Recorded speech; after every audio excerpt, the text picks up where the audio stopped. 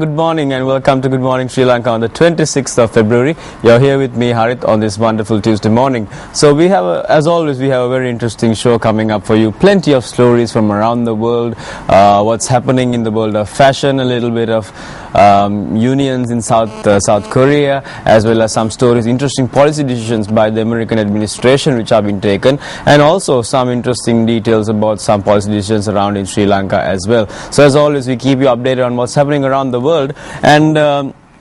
and speaking about something very interesting that was in the news over the weekend, there was a discussion about how Sri Lankan street vendors and vendors on public transport are going to be regulated. Now that was a very interesting story, because I'm sure many of you, when you are on the public streets, you do go through that hassle of having to, maybe sometimes conveniently as well, when you're inconvenienced, when you don't have something to buy, you have a street vendor who's there to offer you a bottle of water or a packet of peanuts or so. But then there are those moments more often than not where it's very inconvenient and they are in your face. They're trying to sell you a book or something that you really don't need, a book that you've been being offered every day of the week. Now in this context, the Ministry of Economic Development has brought out a very interesting proposal where they're going to give uniforms and ID cards, and as well as train these individuals in what they do, and also to ensure that no sales and no activities of sale will be done while these vehicles or the trains or the buses are moving. Now, which is a very interesting thing and very conveniently so for passengers, because I think sometimes it is quite inconvenient for a passenger to be hearing these things all the time. You might want to, go through your religious rituals or listen to some music, but in the background you might have someone saying this book, that book, and O-level history, and good for your children, or this packet of peanuts is the best for your health, and so on. So it's a very good policy decision, but it depends to see how the street vendors and the sellers will take it up, because regulation of this kind of thing is not going to be easy, because it is already an established practice and we see it every day in the morning, and how they're going to regulate it is going to be an interesting concept. But I think with the overall development of the Colombo city and on the outskirts, I think it's a very interesting decision taken. And of course there are some massive protests taking place, because there are people who are against it, but let's see what happens, and it's going to be interesting how the ministry will continue with their decisions. And I think it's a very positive thing to take and to regulate such things, and maybe I think it will be good for all parties at the end of the day, because it's for the overall benefit of the public. So that's a very interesting decision from them over there. Of course, speaking about interesting story coming from South Korea, which will be coming up in a little. Have you ever heard of the union between man and woman? Of course, one of the most sacred things that we all celebrate, called marriage, of course. And in South Korea, they have this unique system where there's a mass wedding. Now, a mass wedding is something where several people conveniently take their union together, the sacred oath, together in the presence of others. Possibly very useful, because of course weddings in the current era are very expensive, quite a tedious process of organizing, and I suppose you put them all together in one basket and have a massive celebration. So of course there'll be several wives, husbands, page boys and flower girls, and dinners and bouquets, and all the fun and frolic of a wedding all in one. I suppose is one massive party.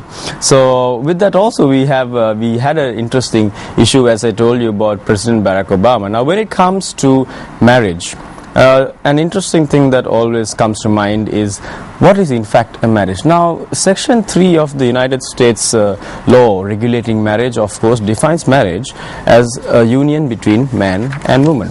Now President Barack Obama has always been known as a very liberal thinking, far thinking man, and a president as such, and his policies are of course for equality which is enshrined in the constitution of any country, and of course in America, as they always say they do. They are discussing whether they are going to have change in their marriage laws, and so now this discussion came about recently with convincing Congress whether their definition of marriage should be changed to bring in same-sex marriages as well as within the mix of marriages. So with that little interesting discussion, we'll have a look at this mass wedding in South Korea and return to that discussion soon. The Unification Church held a mass wedding in South Korea on Sunday with 3,500 couples from 70 countries tying the knot. About 20,000 church officials and followers gathered at Cheongcheng Peace Center in Gapyeong, south of Seoul, and 7,000 of them exchanged wedding rings. The organizer said the event was to promote world peace and break down barriers between races. The couples on stage may now descend from stage. Yang Chen-shik, president of Family Federation of World Peace and Unification, said, here at Cheongcheng Peace Center, 3,400 couples from 70 countries are attending the holy wedding, and 12,000 couples from 149 countries are also attending the ceremony via satellite at the same time. The couples from South Korea and abroad hugged each other after exchanging wedding rings.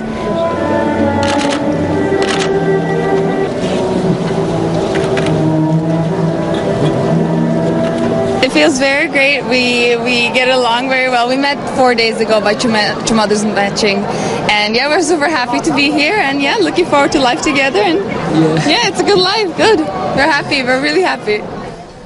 The church has been derided for its mass weddings because thousands of couples were matched with future spouses whom some of them had just met before the ceremony, and in many cases did not speak the same language. 27-year-old South Korean bridegroom Jeon Son-ji, who married a South Korean bride, said, I am very happy, first of all, to attend this holy wedding. I thank true parents for their benefit, and I will live well to meet my true parents' wishes. The founder Sang Myung-moon, or Reverend Moon, died in September last year at the age of 93. His wife Hak Jahan Moon officiated the mass wedding ceremony on Sunday. The Unification Church considers the Korean peninsula a sacred place. Its website said Jesus Christ appeared to found and overall lead Seongbon Moon, and he was praying in the Korean mountains and asked him to complete the task of establishing God's kingdom on earth. Critics have for years vilified the organization for its heretical, weird and dangerous cult, while questioning its murky finances and how it indoctrinates followers. Well, what an interesting story, and I mean, it's almost from like a fairy tale where you see so many brides, so many grooms, and all getting married together. Now, the story comes from the wake from this Unification Church. Now, this Unification Church is the body that regulates this mass marriage ceremony in South Korea, and of course, contrary to what we believed initially, now this is a mass marriage from all over the world. Well, as they said, 3,700 couples from all over the world have come to South Korea because there is a belief that there is a traditional, some say, sanctity in that country with regard to these mass marriages, and through the Unification Church to get married. Now, something really interesting which I found was there was one couple who spoke initially how they said that they met just 4 days ago. Now, that is really interesting. Well, I don't know whether you can marry someone after meeting them 4 days ago. Possibly it is that myth of love at first sight being in fact real, and you get married in 4 days just when you meet someone, and what they said was, I think we'll be happy. The woman was, the lady especially, was very, very optimistic about the chances. I saw the guy shrugging off a little bit of nerves. Of course, just before your marriage, you never know how it works. So, very interesting story coming from there, and we can all think about whether we also will someday want to go for a unification marriage and get married with all those people. And I also wonder whether their next activities, their honeymoons, are also within this whole unification process. With that funny thought in mind, we'll have a quick break on Good Morning Sri Lanka and return.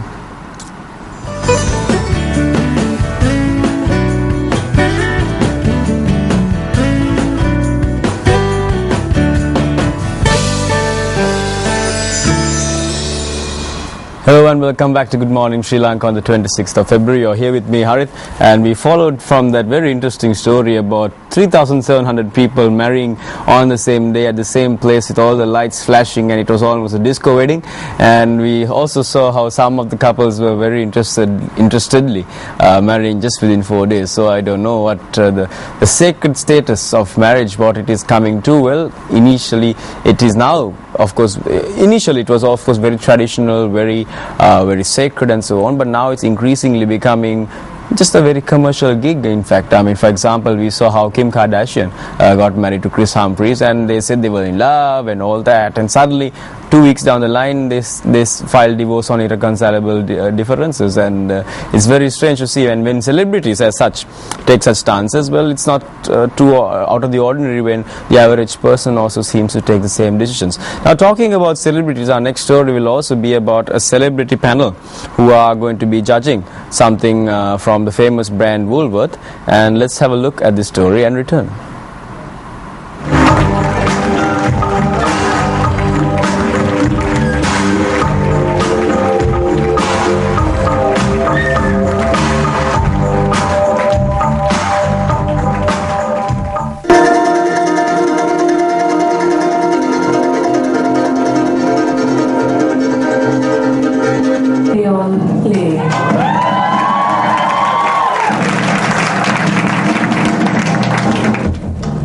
Designers from around the world competed on Saturday for the Woolmark Prize in the British capital, London. The emerging designers from China, India, Australia and Belgium, Japan, Europe and the United States showcased their knitwear designs to an audience and a panel of celebrity judges. Pop star turned designer Victoria Beckham, Donatelle Versace and Diane von Furstenberg were among the judges deciding who to award the prize to. The prize is primarily given to emerging designers and offers a launchpad for their careers by giving them $100,000 Australian dollars, the equivalent of just over 103,000 US dollars. But as well as a financial assurance, luxury stores around the world like Britain's Harvey Nicholas and Italy's Ten Corso Como will also snap up the collection. The winning collection was by European designer Christian Vigence, whose garments were hand-knitted and hand-dyed using a Japanese technique of folding and tie-dyeing. Italian Vogue editor and judge Franca Sozzani complimented Vigentes on his wearable yet creative style.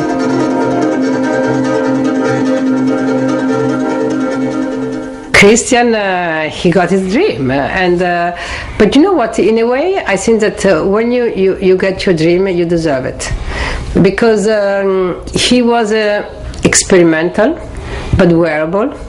He wanted new technique. He was using beautiful shape, very flattering for a body of a woman.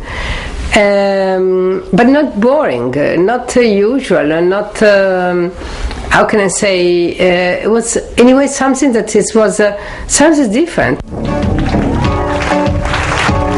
The show was the first time for the celebrity judges to see the collection on the catwalk, and Wijnath said he was super excited to win the award.